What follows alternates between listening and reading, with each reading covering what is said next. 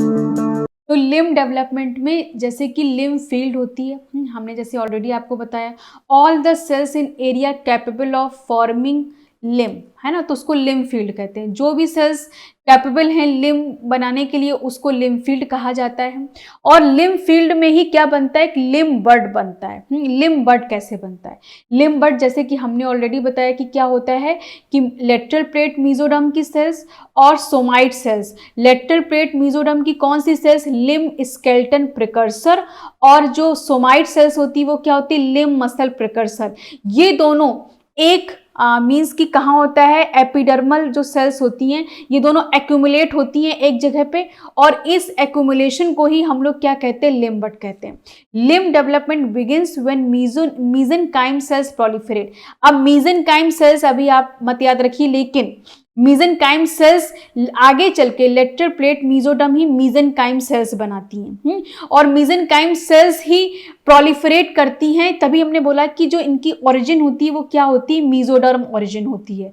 तो मेसोडर्म मतलब कि जो टिश्यू, कनेक्टिव टिश्यू, जो भी ये टिश्यू किस में पाया जा रहा है, जब एम्ब्रियो में पाया जाता है तो उसको मीजेनकाइम कहा जाता है। तो मीजेनकाइम सेल्स से क्या हो रहा है कि प्रोलिफरेट करके क्या होता है, एक लिम्ब फील्ड, कहाँ से, सोमैटिक लेयर से लिम्ब फील्ड का कैसे डेवलप करता है, लेटरल प्लेट मेसोडर्म से, means skeleton, limb skeleton precursor और सोमाइट सेल से। ये मेसोडर्मल सेल्स एक्यूमुलेट होते हैं एक्टोडर्मल टिश्यू। तो जब कोई भी लिम्ब बड बनता है ऐसे करके, तो ये एक्टोडर्मल टिश्यू होता है, उसके नीचे यहाँ पे एल्पियम और सोमाइट सेल्स से जो भी मींस मायोटोम्स, ये दोनों मूव करके यहाँ पे क्या करते हैं कि एक सर्कुलर बल्ज क्रिएट करते हैं, और उस बल्ज को कहा जाता है लिम्ब बड। ठीक है, तो अभी आपको ये समझना है कि जो एक्टोडर्मल टिश्यू है या जिसको एपिडर्मल टिश्यू कहते हैं, उसके नीचे दो टाइप के सेल्स, लिम्ब स्केलेटन प्रिकर्सर और लिम्ब मसल प्रिकर्सर सेल्स आके मूव करके वहां पे इकट्ठे होते हैं, एक बल्ज लाइक स्ट्रक्चर बनता है, उसको बोलते हैं लिम्ब बड। ठीक है, अब इसके बाद इसमें अब ये कैसे होता है, जैसे कि आप यहाँ पे ये स्ट्रक्चर देख पा रहे हैं, यहाँ पे ये क्या है, ये मायोटोम्स है। ठीक, यहाँ पे फिर मायोटोम्स से ही हमने कहा था, मायोटोम्स ही मूव करते हैं, और मायोटोम्स कहाँ से आते हैं, सोमाइट सेल से बनते हैं। तो मायोटोम से मायोटोम बड बनते हैं। इसके बाद ये मायोटोम बड जो है वो एक पर्टिकुलर एरिया में यहाँ पे देखिए मूवमेंट शो कर रहे हैं। ठीक है, यहाँ पे ये मूव हो रहे हैं इस तरह से, और ये क्या है, ये मायोटोम क्या होते हैं, लिम्ब मसल स्केलेटन प्रिकर्सर होते हैं। और इसके बाद दूसरी तरफ क्या होता है, एल्पियम, लेटरल प्लेट मेसोडर्म, जो कि क्या होता है, लेटरल प्लेट मेसोडर्म क्या होता है, लेटरल प्लेट मेसोडर्म होता है स्केलेटन प्रिकर्सर। तो ये दोनों यहाँ पे इस फील्ड में मूव किए, जब ये इस फील्ड में मूव करते हो, इसके नीचे क्या होता है, इसके नीचे होता है ये एपिडर्मल होता है। तो इस तरह से ये आके फिर यहाँ पे एक बल्ज का फॉर्मेशन करते हैं, और आगे चल के फिर यहाँ पे एक एपिडर्मिस बन जाता है। वो एपिडर्मिस आगे चल के यहाँ पे एक थिकेंड एरिया बनाता है। जब ये मूव कर जाते हैं, कौन कौन, मायोटोम, एल्पियम, लेटरल प्लेट मेसोडर्म और सोमैटिक से मायोटोम लिम्ब फील्ड में मींस की जो बल्ज का फॉर्मेशन कर रहे हैं, लिम्ब बड का फॉर्मेशन कर रहे हैं, वहां पे जब मूव कर जाते हैं, तो मूव करने के बाद फिर जो एपिडर्मल टिश्यू होता है वो उसमें थोड़ी थिकनिंग होती है, उस थिकनिंग को कहा जाता है, वो बनाता है एपिकल एक्टोडर्मल रिज। ठीक है, एपिकल एक्टोडर्मल रिज, AER। और इस तरीके से ये लिम्ब बड का फॉर्मेशन हो गया। अब इस लिम्ब बड से क्या होता है, आगे चल के लिम्ब का फॉर्मेशन होगा। ये जो लिम्ब फील्ड है, जैसे हमने बताया कि लिम्ब फील्ड में सभी सेल्स के पास पोटेंशियल होता है लिम्ब बनाने का, तो इसलिए जो लिम्ब फील्ड में जो भी सेल्स होती है वो सब क्या होती है, हार्मोनियस इक्विपोटेंशियल। तो हार्मोनियस इक्विपोटेंशियल का मतलब कि अगर सेल्स ग्रुप में हैं तो कोई वो सेल्स किसी पर्टिकुलर पार्ट में पार्टिसिपेशन कर रही हैं, लेकिन अगर उन अकेले सेल्स की बात करी जाए तो उनके सबके पास पूरे मींस उस स्ट्रक्चर को बनाने की कैपेबिलिटी है। तो क्या होता है कि जो लिम्ब फील्ड में जो भी सेल्स होती हैं वो क्या होती है कि अगर वो हैंड में, मान लीजिए सपोज ये हैंड बनाने में पार्टिसिपेट यहाँ पे सेल्स कर रही हैं, तो अब कुछ सेल्स कोई पार्ट बनाएंगी, कुछ कोई पार्ट बनाएंगी, लेकिन उनके सबके पास क्या होता है, कैपेबिलिटी होती है और वो काम कर पाते हैं। मतलब कि वो हार्मोनियस इक्विपोटेंशियल का मतलब कि वो शो कर पाएंगे कि मीन्स कि एक पार्ट भी बना सकते हैं और पूरा का पूरे हैंड का कोई भी पार्ट बना सकते हैं। तो इसको कहा जाता है harmonious equipotential system, where in a cell can instructed to form any part of limb, और मीन्स कि कोई भी पार्ट बना सकते हैं, और अगर ग्रुप में है तो भी कोई पार्ट बना सकते हैं, या फिर अलग है तो उसमें से भी कोई भी जो पार्ट वो नहीं भी बना रहे हैं वो भी बना सकते हैं। ठीक है, तो इसका मतलब क्या है कि ये हार्मोनियस इक्विपोटेंशियल सिस्टम होता है। The lateral plate mesoderm in limb field is also special in induces the myoblast to migrate out from the somite and enter the limber to become a limb musculature. आगे चल के जैसे कि आपको पता है कि जो ये लेटरल प्लेट मेसोडर्म है, और फिर जो सोमाइट्स में क्या पाए जाते हैं, सोमाइट्स में मायोटोम का फॉर्मेशन होता है। मायोटोम से क्या बनेगा, आगे चल के मसल्स बनेगा, तो लिम्ब का मस्कुलेचर बनता है। The specification of limb field into a hind limb or fore limb bud is determined by TBX4 and TBX5। ये बहुत इंपॉर्टेंट है कि अब हम लोग की पूरी वेंट्रोलेटरल में ही हाइंड लिम्ब भी लगा है, फोर लिम्ब भी लगा है, या कोई भी टेट्रापोड है, वर्टिब्रेट्स में ऐसे ही होता है। वेंट्रोलेटरल में सारा चीज लगा हुआ है, हाइंड लिम्ब भी फोर लिम्ब भी। लेकिन और सब में वही चीज है, पेरिफेरी जब एम्ब्रियोनिक डेवलपमेंट हो रहा था तो सब में वही लेटरल प्लेट मेसोडर्म था, सोमाइट सेल्स थे। लेकिन जब हम फोर लिम्ब की बात करते हैं तो फोर लिम्ब की पोजीशन पे फोर लिम्ब बनाए, हाइंड लिम्ब की पोजीशन पे हाइंड लिम्ब बनाए। तो ये कौन स्पेसिफाई करता है कि भाई सबको वही चीज मिल रही है, लेटरल प्लेट मेसोडर्म और सोमाइट सेल्स दोनों को, फोर लिम्ब हाइंड लिम्ब को, लेकिन फिर भी फोर लिम्ब की जगह पे फोर लिम्ब और हाइंड लिम्ब की जगह पे हाइंड लिम्ब कैसे बनता है, इसके लिए एक स्पेसिफिक मींस ट्रांसक्रिप्शन फैक्टर्स होते हैं, जैसे कि TBX4 एंड TBX5। तो TBX4 और TBX5 का इन्वॉल्वमेंट होता है फोर लिम्ब और हाइंड लिम्ब बनने के लिए।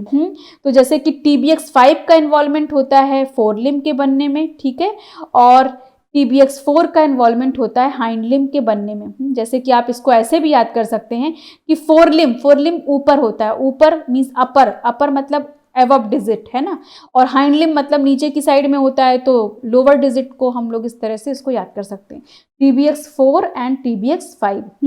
अब इसके बाद तो ये सारी बेसिक इंफॉर्मेशंस हैं। चलिए फिर से हम बोल रहे हैं कि हार्मोनियस इक्विपोटेंशियल तक तो आपको समझ में आ गया था कि लिम्ब की हार्मोनियस इक्विपोटेंशियल का मतलब है कि कोई भी लिम्ब का मीन्स कि जो लिम्ब फील्ड में जो भी सेल्स हैं वो सारी के पास कैपेबिलिटी है लिम्ब बनाने का, और अगर वो साथ में है तो कोई पार्ट भी बना सकती है अगर वो, लेकिन हर एक सेल के पास पूरे के पूरे हैंड बनाने की कैपेबिलिटी होती है, तो उसको हार्मोनियस इक्विपोटेंशियल कहा जाता है। और इसके बाद फिर क्या होता है कि जैसे कि सोमाइट सेल्स जो कि मायोटोम्स बनाती है, और मायोटोम्स बना के वो आगे चल के लिम्ब का मस्कुलेचर बनाएंगी, मसल सेल्स बनाएंगी। इसके बाद फिर बहुत एक इंपॉर्टेंट चीज है कि लिम्ब फील्ड, जैसे सपोज हमारी पूरी बॉडी है और पूरी बॉडी में अगर देखा जाए तो क्या है कि वेंट्रोलेटरल साइड है, और अगर जब एम्ब्रियोनिक डेवलपमेंट हो रहा था तो उस समय पूरे पेरिफेरी पे टिश्यू थे, lateral plate mesoderm somite cells भी थे, तो कहीं भी लिम्ब बन सकता था ना। और जहाँ पे फोर लिम्ब बना है और जहाँ पे हाइंड लिम्ब बना है, यहाँ पे क्या होता है कि फोर लिम्ब की जगह हाइंड लिम्ब की जगह फोर लिम्ब भी बन सकता था। तो ये स्पेसिफिकेशन कैसे होता है, तो फोर लिम्ब हाइंड लिम्ब बनाने के लिए कुछ स्पेसिफिक कौन डिटरमाइन करता है कि कहाँ पे फोर लिम्ब बनना है और कहाँ पे हाइंड लिम्ब बनना है, तो जहाँ पे ये दो ट्रांसक्रिप्शन फैक्टर होते हैं जैसे कि TBX4 और TBX5, तो ये दोनों क्या करते हैं, ये पार्टिसिपेट करते हैं कि फोर लिम्ब कहाँ बनेगा, हाइंड लिम्ब कहाँ बनेगा। TBX5 बनाता है फोर लिम्ब का स्पेसिफिकेशन। TBX5 क्या है, ये एक ट्रांसक्रिप्शन फैक्टर है जो कि इसका बहुत मेजर इन्वॉल्वमेंट है फोर लिम्ब बनाने में। तो TBX5 और TBX4 जहाँ पे होगा वहाँ पे बनेगा हाइंड लिम्ब बनेगा। और आपको याद करने के लिए, क्योंकि ये क्या है फोर लिम्ब कहाँ पे होता है, अपर पोजीशन पे होता है। अपर पोजीशन मतलब अपर डिजिट है ना, तो ज्यादा वाली डिजिट को हम लोग ऐसे याद कर सकते हैं फोर लिम्ब, और लोअर पोजीशन पे लोअर डिजिट है ना फोर, तो हाइंड लिम्ब में इस तरह से। ठीक, अब इसके बाद हमने जब आपको रीजनरेशन बता रहे थे तो वहां पे हमने हॉक्स जीन के बारे में बताया था। ठीक है, हॉक्स जीन में हमने क्या बताया था कि हॉक्स जीन क्या होते हैं, होम्योटिक जीन होते हैं जो कि पार्टिसिपेट करते हैं किसी भी मीन्स एक तरीके से अपेंडेजेस के फॉर्मेशन में हमने वहां पे ड्रोसोफिला के केस में बताया था। यहाँ भी क्या हो रहा है कि बॉडी पार्ट में लिम्ब बन रहे हैं, फोर लिम्ब, हाइंड लिम्ब बन रहे हैं। तो यहाँ भी क्या होते हैं, हॉक्स जीन का इन्वॉल्वमेंट होता है। हॉक्स जीन का इन्वॉल्वमेंट या किसी भी लिम्ब फील्ड में, लिम्ब फील्ड का स्पेसिफिकेशन डिपेंड करता है किस किस पर, हॉक्स जीन पर और रेटिनोइक एसिड पर। जब हम रीजेनरेशन आपको बता रहे थे तो वहां पे हमने रेटिनोइक एसिड, जिसको हम लोग विटामिन ए कहते हैं, उसका हमने इन्वॉल्वमेंट आपको बताया था। ठीक है, तो यहाँ भी क्या है कि सेम वही चीज जो हम लोगों ने रीजेनरेशन में पढ़ी थी कि क्या स्पेसिफिक रोल प्ले कर रहा है रेटिनोइक एसिड। जैसे कि हम लोगों ने एक टैडपोल या सैलामेंडर आप लीजिए, उसकी टेल को कट कर दीजिए, रेटिनोइक एसिड का स्टैम्प रख रहे थे, तो क्या हो रहा था कि यहाँ पे रीजनरेशन के थ्रू टेल बननी थी, लेकिन रेटिनोइक एसिड के कॉन्सेंट्रेशन की वजह से यहाँ पे क्या बना था, लिम्ब बना था। तो इसका मतलब लिम्ब डेवलपमेंट के लिए रेटिनोइक एसिड बहुत ही क्रिटिकल है ना, क्योंकि इसकी वजह से जहाँ पे टेल बनने वाली थी, टेल नहीं बनी, वहां पे क्या बन गया, मीन्स की लेग बन रहे। तो इसका मतलब क्या, रेटिनोइक एसिड एक बहुत इंपॉर्टेंट रोल प्ले कर रहा है पैटर्न फॉर्मेशन में, लिम्ब के डेवलपमेंट में। The gradient of retinoic acid along the anterior posterior axis might activate certain homeotic gene. और ये रेटिनोइक एसिड क्योंकि ये है एक मॉर्फोजन, तो भाई ये मॉर्फोजन करता क्या है, ये मॉर्फोजन क्या करता है, ये रेटिनोइक एसिड ग्रेडियंट जनरेट करके किसको एक्टिवेट कर देता है, हॉक्स जीन को। हॉक्स जीन क्या होते हैं, हॉक्स जीन होते हैं होम्योटिक जीन, जो कि एक पैटर्न, पर्टिकुलर पैटर्न की फॉर्मेशन में इन्वॉल्वमेंट लेंगे। और ये और रेटिनोइक एसिड सिक्रीट होता है हेंसन नोड से, जो कि इनिशिएट करता है बड के फॉर्मेशन को। ठीक है, जो कि इनिशिएट करता है बड के फॉर्मेशन को। अब इसके बाद ये हॉक्स जीन क्या होते हैं। ठीक है, जब हमने बोला कि रेटिनोइक एसिड से क्या हो रहा है, हॉक्स जीन का एक्टिवेशन हो रहा है, और हॉक्स जीन होते क्या हैं। तो हॉक्स जीन जैसा कि हमने बताया कि होम्योटिक जीन होते हैं। होम्योटिक जीन का मतलब कि अपेंडेजेस का फॉर्मेशन होता है, जो कोई एक पर्टिकुलर, जैसे कि फ्लावर के केस में पेटल, सेपल, ये सारे स्ट्रक्चर बन रहे हैं, तो वो क्या है, वो वहाँ भी हॉक्स जीन, जहाँ पे उनको मैड बॉक्स कहा जाता है, उनका इन्वॉल्वमेंट होता है। ठीक इसी तरीके से यहाँ भी जो भी जीन एक अपीयरेंस, स्ट्रक्चर या एनाटॉमी का फॉर्मेशन कर रहे हैं, तो उनको हॉक्स जीन कहते हैं। ठीक है, the place where limb emerges from the body axis depend on the Hox gene. ठीक है, हॉक्स जीन पर डिपेंड करते हैं।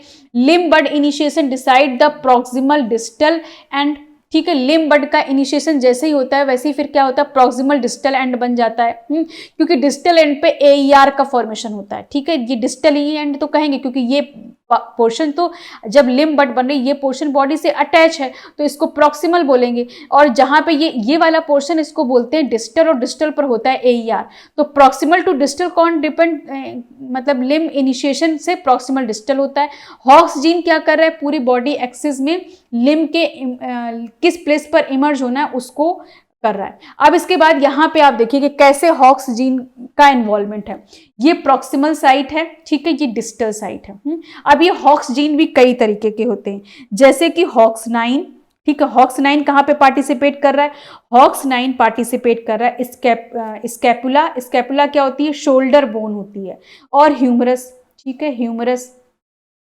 ह्यूमरस क्या होती है आपको हम ऑलरेडी बता चुके हैं। और ये दोनों कहाँ पार्टिसिपेट करते हैं, स्टाइलोपोड में। ठीक है, तो हॉक्स 9 और हॉक्स 10 जीन कहाँ पे इन्वॉल्वमेंट होता है, स्टाइलोपोड में। हॉक्स 11 जीन का कहाँ पे इन्वॉल्वमेंट होता है, जुगापोड में। जुगापोड में क्या हो जाएगा, रेडियस अल्ना हो जाएगा। हॉक्स 12 का इन्वॉल्वमेंट है मेटाकार्पल बनाने में। ठीक है, और हॉक्स 13 का रोल है डिजिट्स बनाने में। तो आपको ये भी याद करना पड़ेगा। ऑटोपोड में तो हॉक्स 9 और 10 स्टाइलोपोड का फॉर्मेशन करेगा, हॉक्स 11 जुगापोड का फॉर्मेशन करेगा, हॉक्स 11, 12 और 13 ऑटोपोड का फॉर्मेशन करेगा।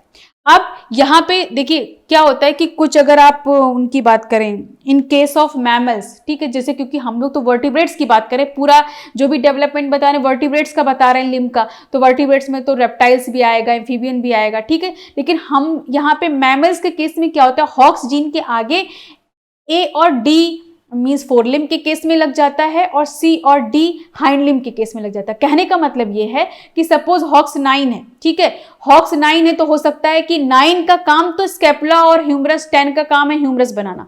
तो अब जैसे सपोज हॉक्स मैमल्स के केस में हॉक्स 10 को क्या बोला जाएगा, हॉक्स 10D। ठीक है, इस तरह से बोला जाता है। तो मतलब ये बहुत ऐसा नहीं कि अगर आपको ये पता नहीं हो तो आप क्वेश्चन नहीं सॉल्व कर पाएंगे, ऐसा कुछ भी नहीं है। लेकिन फिर भी आपको पता होना चाहिए कि मैमल्स के केस में हॉक्स के आगे कोई भी इसमें से डिजिट्स लग जाएगा। अगर फोरलिम है तो ए और डी लगाएगा, हाइंड लिम है तो वहां पे सी और डी लग सकता है। ठीक है, तो ये बस इतना आपको याद रखना है कि कभी कभी ऐसा होगा कि हॉक्स 10A लिखा हो तो आप कंफ्यूज हो जाएंगे कि हमने तो हॉक्स 10 ही पढ़ा था, ये ए क्या है। लेकिन ये जो पार्टिसिपेशन है स्टाइलोपोड में 10 ही पार्टिसिपेट करेगा। ऐसा नहीं हो कि हॉक्स ए बी लिखा हो या डी लिखा हो, ऐसा नहीं होगा। हॉक्स 10A लिखा होगा तो आप समझ जाइएगा कि मतलब मैमल्स के ही हॉक्स जीन की बात की जा रही है। ठीक है, अब इसके बाद हम लोग आगे देखते हैं। जैसे सपोज कि यहाँ पे एक लिखा हुआ है कि अगर ह्यूमन के होमोजाइगस हॉक्स डी, अब देखिए यहाँ पे हॉक्स डी लिखा है, हॉक्स डी 13। अब 13 यहाँ पे देखिए क्या है, 13 क्या बना रहा है, ये डिजिट्स बना रहा है। हाँ, अब यहाँ पे एडिशनली डी लिख दिया गया, तो इससे आप कंफ्यूज मत होइएगा। डी मतलब कि हमने आपको बताया हाइंड लिम के केस में डी लिख दिया जाता है या फोर लिम के भी केस में डी लिख दिया जाता है, तो इससे आप कंफ्यूज नहीं होना है आपको। आपको 13 से मतलब होना चाहिए कि 13 का क्या काम है, 12 का काम क्या है, 11 का काम क्या है, इससे आपको मतलब रखना है। तो human homozygous for Hox D 13 mutation, अगर हॉक्स डी 13 का म्यूटेशन कर दिया जाए, शोज एबनॉर्मलिटीज। अब बताइए कहाँ पे एबनॉर्मलिटीज शोज होगी, हैंड के जो फीट होंगे या डिजिट्स होंगे वहां पे होगा, क्योंकि यहाँ पे क्या है, इसका इन्वॉल्वमेंट कहाँ हो रहा है, डिजिट्स में हो रहा है। तो इसलिए यहाँ पे अगर इनमें हम क्या कर दें, कोई म्यूटेशन कर दें तो डिजिट्स में ऐसा हो जाएगा। ठीक है, where in digits fuse human patient with human homozygous mutant allele of Hox 13A also deformities there in autopods. अब 13 की बात करें तो 13 कहाँ पे इन्वॉल्वमेंट कर रहा है, 13 भी वही चीज यहाँ पे कर रहा है। तो दोनों ही केस में क्या होगा, ऑटोपोड में डिफरेंसेस आएंगे। अब इसके बाद तो पूरे के पूरे जो मीन्स लिम्ब होता है वहां पे एक पैटर्न की फॉर्मेशन होती है। पैटर्न फॉर्मेशन कैसे होती है, वही जो जिगोपोड, ऑटोपोड, ये सब का इन्वॉल्वमेंट है। ये पैटर्न किसकी वजह से हो रही है, हॉक्स जीन की वजह से हो रही है। As the limb grow outward stylopod form the first, सबसे पहले क्या बनता है, स्टाइलोपोड बनता है, देन द जिगोपोड बनता है, फिर ऑटोपोड बनता है। तो ये क्या हो गई, पैटर्न की फॉर्मेशन हो गई। Each of these phases involve in expression of Hox gene, सभी का इन्वॉल्वमेंट किसका होता है, हॉक्स जीन का एक्सप्रेशन होता है। और हॉक्स जीन के एक्सप्रेशन के अकॉर्डिंग कि अगर सपोज कि स्टाइलोपोड है तो 9-10 जीन एक्सप्रेस हो रहा है, जिगोपोड है तो हॉक्स 11 हो रहा है, ऑटोपोड है तो हॉक्स 12 और 13 का क्या हो रहा है, एक्सप्रेशन हो रहा है। एंड मतलब सबसे पहले फोरलिम का फॉर्मेशन देखते हैं। ठीक, फोरलिम के फॉर्मेशन में क्या क्या होता है, तो यहाँ पे हमने एक पाथवे जैसा